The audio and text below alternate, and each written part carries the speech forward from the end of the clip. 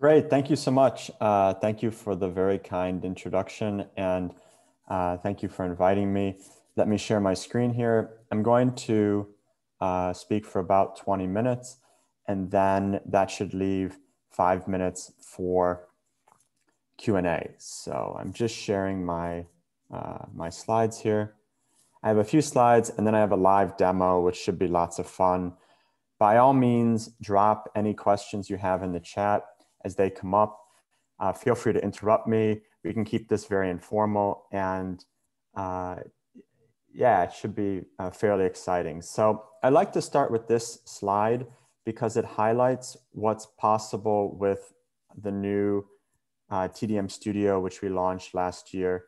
This is a different type of solution from ProQuest. It's basically an analytic or software solution, which is a little bit different. And what you can see in these different case study images here is basically the range of what you can do with the solution. And you're looking at, our goal was to support text and data mining across the university, not just for the advanced researcher, not just for teaching and learning in the classroom, but for lots of different needs and text and data mining desires. So on the far left here, you have a case study from the University of Sydney. Recently, they used TDM Studio for teaching and learning in a history class. They've been using it actually for the last few years, piloting and then subscribing for supporting text mining in a history class, as well as other classes in humanities and other fields as well. So that's sort of text and data mining in the classroom. And then these other three case studies on the right here, one from Princeton University, one from University of California, Berkeley, and one from George Washington University. All of these case studies here focus on how do you support text and data mining for the advanced researcher, and how does TDM Studio support those needs. And so you have this classroom case study, and then you also have the advanced researcher case study, and they have different needs from a text and data mining standpoint. And our goal in making TDM Studio, which is just over 1 year old, was to find some way to meet both of these needs. And today I'm going to walk you through sort of a new project that we're working on within TDM Studio, which is a case study related to sentiment analysis. If I asked you all and you thought for a moment, you paused and I said, which emotion best describes how you're currently feeling? Which one would you pick? Would you say happiness, sadness, frustration, anger, confusion?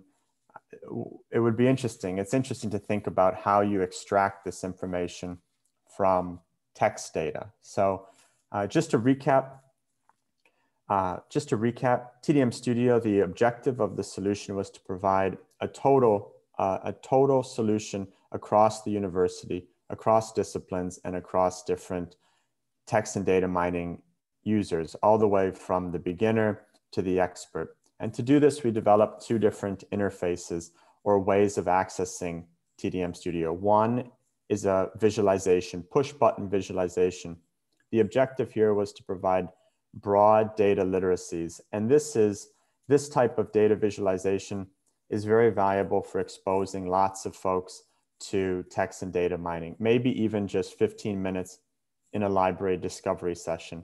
And then on the right side here, we have the coding interface. So it's kind of amazing that now with TDM Studio, you're able to access tons of text content using Python and R. It's almost like a new way to analyze or read the content. So with this coding interface, we've had more than 50 research teams using TDM Studio to write and run their scripts against ProQuest content. And the ProQuest content universe is vast, all the way from very high value newspaper content, world newspaper content, as well as major business newspapers like the Wall Street Journal and the New York Times in the US, or the Sydney Morning Herald, or the Times of India. And then also the largest collection of full text dissertations in the world, and then lots of primary sources as well. Almost 500,000 hand-keyed English language poems, as well as other rich historical and literary resources. So I want to walk you through one explicit example, which we worked on with the University of Michigan. And this will also demonstrate what's possible with TDM Studio.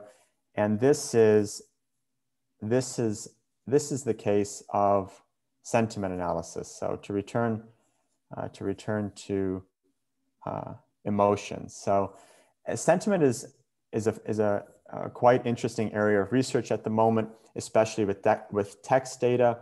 Let's say you have a newspaper article, and the newspaper article is discussing your favorite sports team, and the sports team has lost. The sentiment of the sentiment expressed by the newspaper article, especially if it's a local newspaper, might not be especially positive. It will likely be more negative, and it will also express explicit emotions, let's say like frustration or sadness. So with the University of Michigan, we were working on a project, and we wanted to find out, can we develop a model using text and data mining, using TDM Studio, that will help describe what emotions are within the newspaper article. And also not just one newspaper article, but we're talking about millions of newspaper articles. So I'm going to first briefly show you the coding aspect of TDM Studio, and then I'll very quickly show you the visualization aspect. So this is the coding aspect. You log in through a web browser, and there are two key pieces here. One is you create a data set at the bottom, can create data sets of up to 2 million documents, can have 10 of them at a time. So lots and lots of content.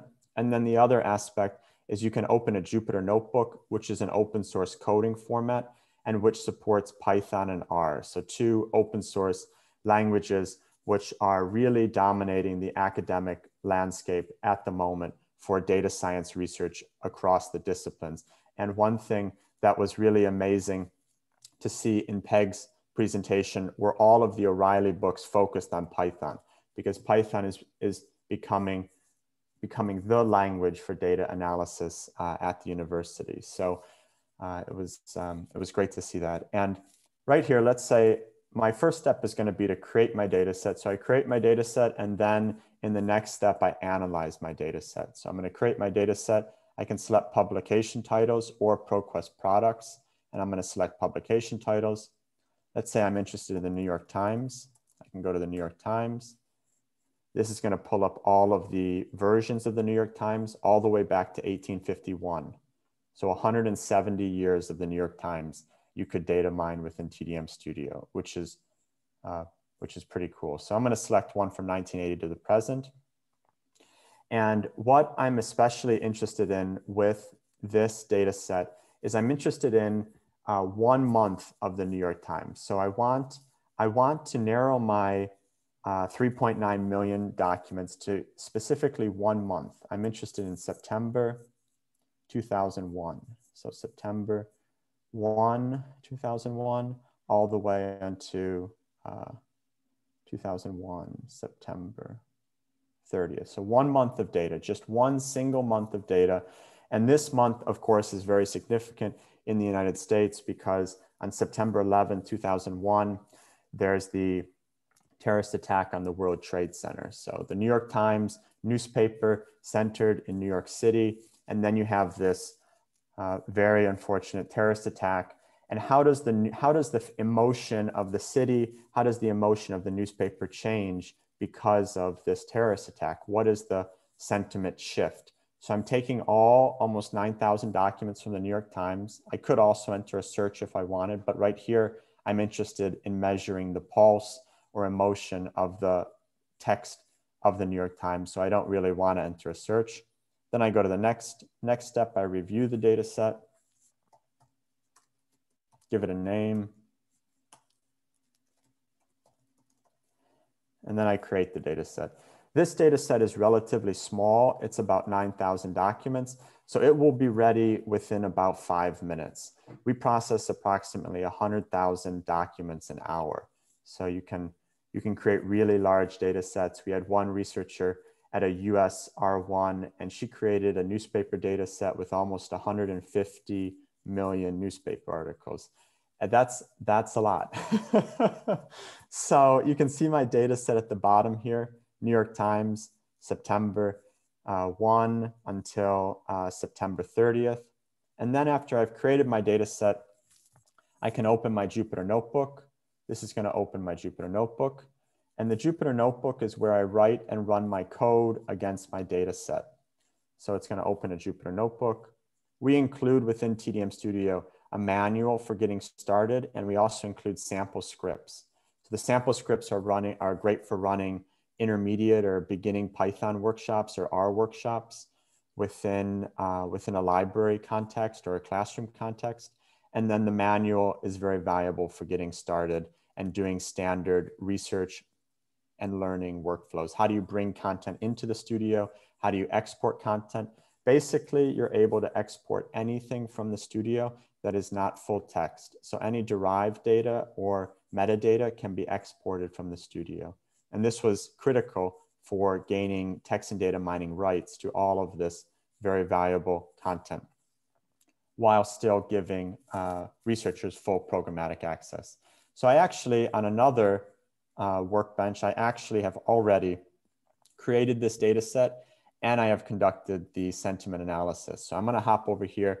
I'm going to show you the results so that we don't have to wait for the other data set to complete. So this is loading another Jupyter Notebook, and I'm going to open up this notebook here. And now we take those 8,851 articles and we feed it through a sentiment analysis model, which we developed with the University of Michigan. And what the model does is it predicts, given each sentence in an article, it predicts what emotion the sentence is expressing.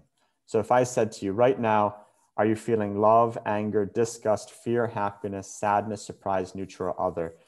Think about how you'd respond. And that's what we do with each sentence in my data set from the New York Times. And then we look on a daily basis at the emotion reported within the New York Times. So this is the first 10 days, September 1, 2001, September 2, 3, 4, 5, 6, 7, 8, 9, 10. And each of these lines represents a different emotion. So this purple line here represents love, the emotion love. On September 2nd, it looks like 5% of the emotion expressed by the newspaper articles was love. So not a lot of love in the newspaper, at least not in the month of September. Looks like the least common emotion. Then you look at the top here, happiness. Happiness is the most common emotion expressed in the New York Times for the first 10 days of September. Second line is this pink line here representing sadness. It's the second most common, not sadness, surprise, second most common emotion expressed in the newspaper. Then you have these three negative emotions, disgust, fear, and sadness, and they're not very common at all. You can see them here. They're not the least most common, but they're not super common. So now this is September 10th. So this is the day before the September 11th terrorist attack, which happened the morning of Tuesday, September 11th. And what do you think, if I asked you to make a prediction, what do you think becomes the most common emotion on September 11th? Does anyone have a guess of which emotion becomes the most common emotion on September 11th following the terrorist attack on the World Trade Centers?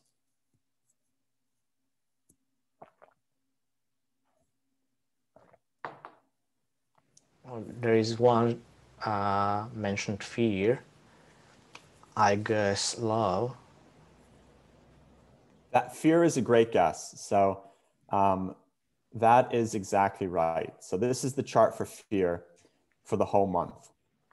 This is the chart for fear. So this is September 10th. Notice fear before the terrorist attack. Terrorist attack happens. Look at this huge spike here and look at the elevated levels of fear for the rest of the month. So almost double or triple the amount of fear for the rest of the month of September.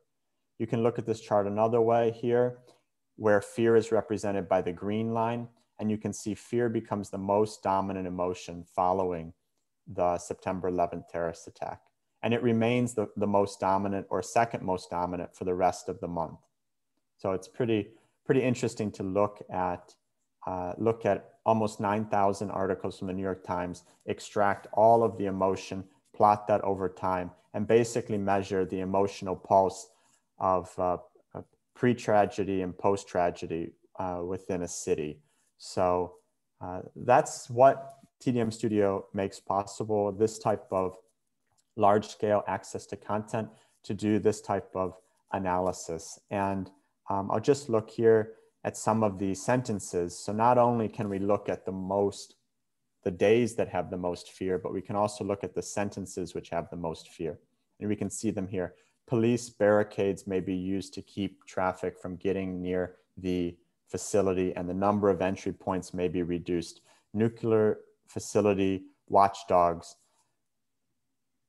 called for deployment of military troops and anti-aircraft defense to guard the nation's nuclear power plants. Power transit, high vulnerability to chemical and biological attack may call for tighter screening of employees, more surveillance cameras, and greater police presence. Frozen and banks warned. Banks worldwide were warned of sanctions if they do not cooperate. So this, by looking at both the sentences, you get the micro narrative of what's happening, how is fear expressed in the newspapers following the terrorist attack, and then here above, we get the 30,000-foot perspective of fear. So this is the type of research we're seeing within TDM Studio, looking at lots of text data to create these types of analyses. Then researchers can extract the results, and then they can use it for their publications and findings. Now, the last thing I just want to show you before I pause and open things up for questions is that, as I mentioned at the start of the presentation, not only is TDM Studio a solution for those folks who know how to write Python and R code, but we also wanted to support broad data literacies and text and data mining within the classroom. And to that extent, we also produce out-of-the-box data visualizations. So you can create a project just like we did a moment ago. This is actually the same project I was just talking about from September 2001, 8,851 articles from the New York Times. And here we have already prepared it with geographic analysis and topic modeling. And then what I can do, I can make a topic on any subject that I'd like. Then I can click on this button here, and I can open basically a topic modeling visualization that is based on an open source topic modeling algorithm to investigate my data set. So this is the same 9,000 articles, but now no coding is required. So if I scroll down here and look at some of these topics, I'll just show you two. This topic here, which is looking at the World Trade Center, which is the building in New York City. And you can see before September 11th, it's not really talked about in the news. You can see here very, very infrequently discussed. Then, of course, the terrorist attack happens on the September 11th. And then following that day, you can see it remains in the news, almost 5 times more coverage of the World Trade Center following the terrorist attack. At the bottom here, you can also see topic modeling, topic 25, which is looking at airport security. You can see not so much coverage of airport security, then September 11th terrorist attack, and you have 3 to 4 times more coverage of airport security following the terrorist attack. You can also click on a topic and you can view articles related to the topic. So it's a different way of doing discovery as well. Text and data mining for research discovery is quite an interesting new area. So you can see the first article here related to topic 25. For the first time, the nation's entire airspace is shut down. So this particular data set is looking at the New York Times on September 11th, but you could create your own data set using TDM Studio on basically any topic you're interested in. And then you can use these pre-made data visualizations to analyze both the geography of the data set and then also the trends and topics within the data set. So these are two visualizations we've released. We're currently working on actually taking the sentiment analysis from the coding interface and also making it available for visualization interface. That's coming later this year, and we're pretty excited about it. So let me stop sharing here, and I think I just have one more slide, and then we can open things up for questions. Okay, so yeah, so just to summarize, the things that TDM Studio help with is access to sought after content, flexibility, efficiency and collaboration, and now also supporting research, teaching, and learning. So broad application across the university. If you are interested in a trial, we do offer trials of the solution. And again, my name is John. I worked previously in research and research industry as well as in academia. I'm very grateful again. Thank you both and all for the invitation. And we can maybe pause now and open it up for questions. Thank you very much, John. Ďakujeme, John. Takže možno trošku na prvý pohľad technickejšia prezentácia, ale pripomínam možnosť položiť otázku cez to četovacie okienko Questions and Answers. Zistili sme, že funguje, mali sme jednu odpoveď na otázku do publika od Johna, takže ďakujeme za túto reakciu. Pokiaľ si to premyslíte, ja len by som chcel podotknúť, že napriek tomu, že sa to týka viac menej spoločenských vied, aj tak vidíte, že to prepojenie s výpočtovou technikou je už v podstate i na hraniciach spoločenských vied a tieto témy týkajúce sa v podstate big data, možnosti spracovania textových informácií v nejakých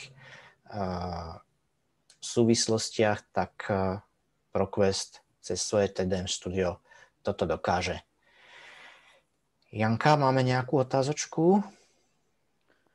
Yes, of course, there are some questions. The first one is, can I import external content to TDM Studio and combine with the ProQuest sources? Yeah, that's a fabulous question. Thank you so much for asking it. Absolutely, you can bring in any type of content that you have rights to into TDM Studio. And lots of our researchers bring in external content, and then they mix it with the ProQuest content, and then they run their analyses, and then they export results. Another approach researchers take is they run analyses within TDM Studio, then they export those results, and then they mix it with the external content as well. So absolutely. And it needs to be in which format?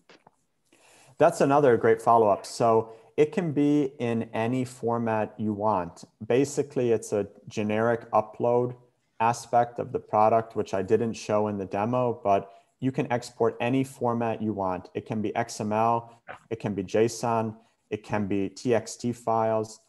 It can even be data models that you have built elsewhere and you want to run against ProQuest content. That's very common. Maybe maybe you have a sentiment analysis engine that works really well, and you say, I want to compare it to ProQuest sentiment analysis. You could upload the engine and you could run it against our content. That's clever. And the second question, what is the subscription model for TDM Studio?